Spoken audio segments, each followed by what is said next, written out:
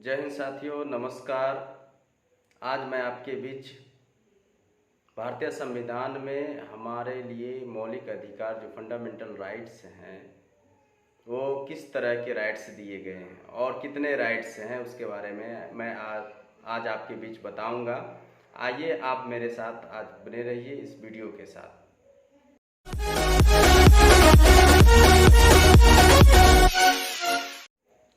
साथियों, हमारे भारतीय संविधान में जो फंडामेंटल राइट्स दिए गए थे, जो मौलिक अधिकार दिए गए थे, आरंभ के समय में 7 मौलिक अधिकार हमारे पास दिए गए थे। लेकिन भारतीय संविधान के 44वें संशोधन में हमारे राज्यसभा और लोकसभा के अंदर जो है इसका संशोधन कर लिया गया था, जिसमें हमारे आर्थिक जो संपत्ति हुआ करती थी उसे भी मौलिक अधिकार में लिया गया था। 44वें भारतीय संविधान संशोधन में इस आर्थिक संपत्ति को जो है मौलिक अधिकार से बाहर कर दिया गया। भारत देश के नागरिक के पास 6 मौलिक अधिकार ही बच जाते हैं।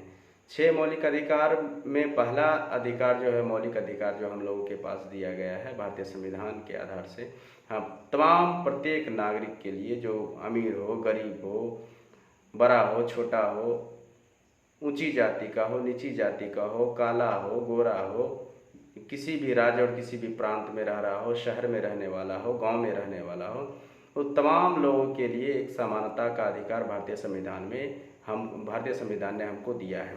भारतीय संविधान में पहला जो है मौलिक अधिकार में जो हमें अधिकार दिया गया है, समानता और समता का अधिकार जिसे कहा जाता है, उस समता और समानता के अधिकार के तहत कोई भी व्यक्ति किसी भी राज्य का हो, किसी भी जात का हो, किसी भी धर्म का हो, किसी भी लिंग का हो, स्त्री हो, पुरुष हो या थर्ड जेंडर कोई हो, या काला हो, गोरा हो, उससे किसी भी तरह का कोई भेदभाव नहीं किया जा सकता है।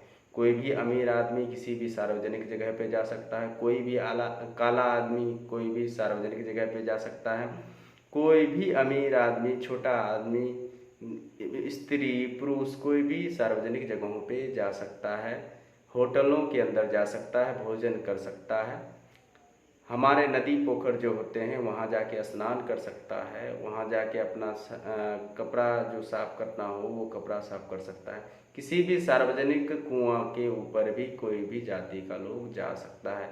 ये भारतीय संविधान ने हमें समानता के अधिकार के तहत जो है ये कानून दिया है। ऐसा नहीं है जो हम गरीब आदमी हैं और हम प्रशासन के पास गए एफआईआर दर्ज कराने के लिए, जो रिपोर्ट मेरा कर लीजिए, मेरे ऊपर कोई शोषण किया है, उस आदमी का नाम दिए, वो संपत्ति में अधिक है, तो पुलिस को ये देखना है जो संपत्ति में कौन ज़्यादा है, कौन पैसे वाला है, कौन गरीब है। तो गरीब का हम पक्षपात नहीं करें, अमीरों का हम पक्षपात करें, उसका सपोर्ट करें। ये हमारे मौलिक अधिकार का हनन है।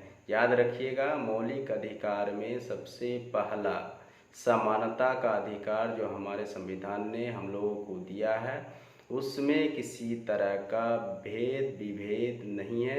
यदि कोई भी व्यक्ति या कोई भी राजा या कोई भी सरकार उस चीज़ का हनन करता है, उस चीज़ का जो है संविधान के जो है दिए गए अनुच्छेद का जो है हनन करता है, तो हमारा नहीं, संविधान का और माननीय सर्वोच्च न्यायालय का ये वो हनन कर रहा है, उसका विरोध कर रहा है।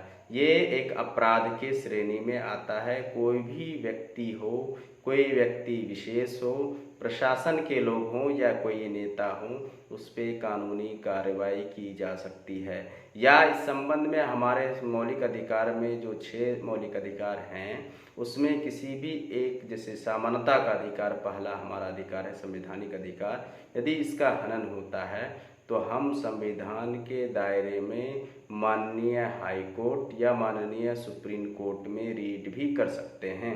हम रीट करेंगे अपने अधिकार के लिए, तो उस पर सुनवाई होने के बाद यदि वह व्यक्ति हमारे साथ समानता में विभेद किया तो उस व्यक्ति के ऊपर सजा का प्रावधान भी संविधान में दिया गया है।